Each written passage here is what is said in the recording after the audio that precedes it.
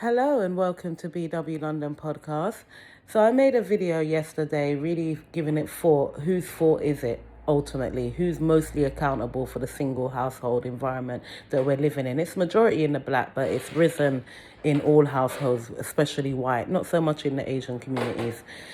But anyway, so I personally believe the government are massively responsible. Why? Because they know why they introduced this two-working household, because they could reduce the man's pay. He can't run his own household as well as a child. Two incomes had to come together. It was more beneficial for the smaller percentage of this whole world. And I'm sure their wives are at home. That 25% of wives, probably all government wives. But anyway, my point here is I'm comfortable with that. I hold them accountable.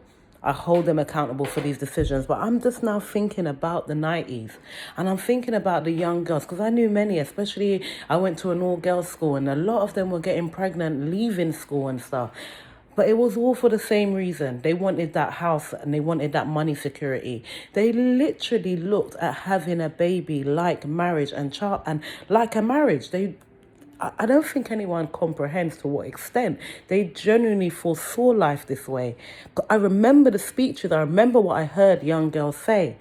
But I'm also assessing, so you're a young girl, you fall pregnant, let's call it 18. You know, you're young, 90s time. Happened after, but I'm going to call it 90s because it was very popular then. Women were openly admitting that that's why they want children. I don't think the first generation of social housing actually were that accountable. These guys were not even being accountable. They felt it was the right decision, that they didn't call him a husband, but the social housing, and the men ain't shit anyway, because that's what their previous generation had told them. The baby, the house, the money security from the government, that was a thing. But even if, let's say let's just say you're a young girl, you fall pregnant, that wasn't your thing. That wasn't even your thing, but that's what you get. You get house, you get security. Let's just say that happens. So the man is in the house. You're already, do I need to declare? Do I need to say that he's here? You're already encouraged not to having a man in the house and live as a single parent. So this government actually encourages this singlehood, because it gets complex when a man's there. Normally you have to pay more council tax. I definitely know that's how it was in the late 2000s. I don't want to speak for the 90s, and it wasn't my experience, so I'm not sure. But anyhow, so the man comes. He's already deterred from not being there, so it's almost like he's not living there. But it's your house. Because I tell you something that happened since this social housing started. Men get kicked out all the time. Men get kicked out all the time. If you've got brothers, if you've got cousins, you know this. Men get kicked out all the time. That wasn't an option 50 years ago because it wasn't their dorky. In a way, men manage that better. And I do believe, well, statistically, they say women leave. It's obvious. Women kick men out all the time. It's not all women, but it's in the masses. So let me get this right. The man comes to his house with his child. It's her house. It's her documentation. So it's like she's got another man, isn't it? Another man mining her and stuff. Let's think about how that affects them, the dynamics in that relationship, how they feel towards each other, the respect that is going to be in that house. What kind of respect is a woman going to have who has everything is hers?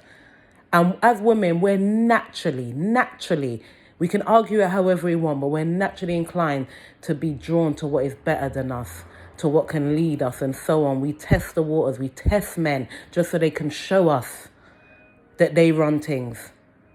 But no. In this scenario, from baby reach, you run things. You can dash him out. It's your house, not his. Now, I do know relationships where they got the house based on the children and it was always their house. And those couples tend to have got married. I know a lot of them. They got married. They've been together since those teenage years when they got social housing. They're either still in social housing or most of them has bought their social housing, whatever the case is. But that wasn't the majority scenario. The majority scenario was, he ain't shit, blah, blah, blah. I'll dash him out the house, Next man come, new baby father. Sometimes that was the majority situation. But why? Because the woman is managing it. Listen. There's a reason why women's husbands are selected for them in the majority of cultures. There is a reason for that, because we're not likely to select. Of course, another man can select another man for his daughter. He wants the best for her. But we broke down all them systems. The government knew what they was doing. When they gave the woman the door key, her attitude came. And that, listen, these people have been, the psychology, a man who doesn't control his household from the gate.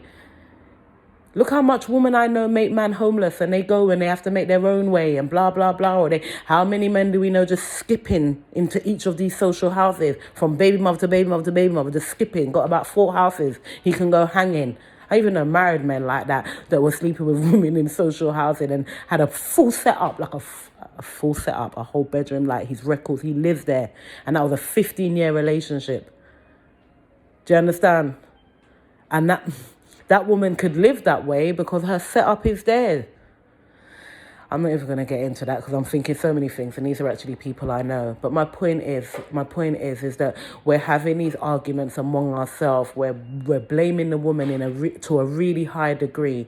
Love Kevin Samuels, but his show is getting pointless. Some of this talk is reckless now. All of this talk about your 2.5 million, blah, blah, blah.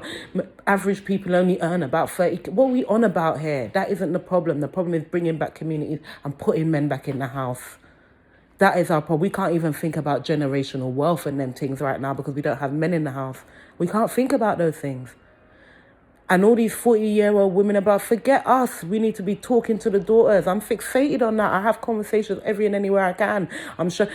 Down to the other day in the gym, there were some girls. One was 23, one was 25. And no, I'm not ready. I'll be ready in a few years. And blah. And I'm looking at them and I'm thinking, I'm feeling so disrespectful in my mind. But some of them are looking pretty out of shape already. You're aging already because they weren't black and they do age faster when you're not. And I'm looking at them, I'm thinking, no, you need to get settled. So I asked them questions. I was like, oh, when did your mom get married? 19, blah, blah. And they've got a beautiful family set up, houses happy. How do these women think they're going to achieve that if they're getting married at 30 and 34? I don't get it. And these were not black women. These were cultural women. I can't tell you what culture they were from. I can't remember, but it weren't mine. And I know that they come from a marrying background, but the modern society's hit up everybody. It's hit up everybody. But yeah, we need to stop. We need to start talking about and this thing about, oh, we don't want to be a victim. We don't want to be a victim. Start undermining. Just because you don't want to be a victim doesn't mean you wasn't. Doesn't mean you wasn't. Okay, you're a survivor. But a lot of us were victims out here. There's a lot of people that got caught up in this social service and this government system and making that their man, and men got filtered into nothing and just chopping from house to house. And then men found it, the generations coming up, the sons, they're just either going to be son husbands, or these men are turning into queers because they've just got these argumentative mothers that they walk side by side with. It's nonsense. Government knew what they was doing, trust me. Trial tested, they know what they're doing. So we need to stop blaming each other, check the real thing, realise where we were victims and how we're going to survive it. That's how I see it. We don't even need to be fixating on these older women getting married and stuff, because it isn't going to save you and give you 2.5 million. Your marriage isn't going to do that, because most people are average earners. So I'm sick of that argument. It's a dead argument. And truth of the matter, it goes really deep, because you could then argue people come up from all different countries to the Western world, because this is a Western world problem, a democracy problem. People come up from different places in Africa and so on, and they don't have statistics like us. Their women don't necessarily disrespect them just because they're the one given the door key because they have the babies. But then we have to be realistic about that too. Most of those people that come up are married couples. They have a culture that keeps the couples together and encourages couples together. Once again, when the government's hitting up people that have been in the Western world, Caribbeans in the UK that are on their second and so on generation in social housing, America, descendants of the land for how many years?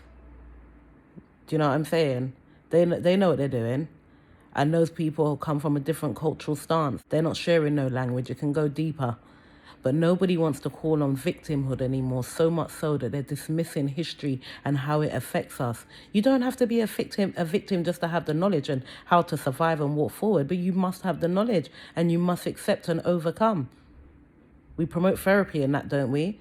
And in therapy, they wouldn't say deny your experience. This experience is real. All right, I'm going to stop speaking now. All right, well, thank you for listening.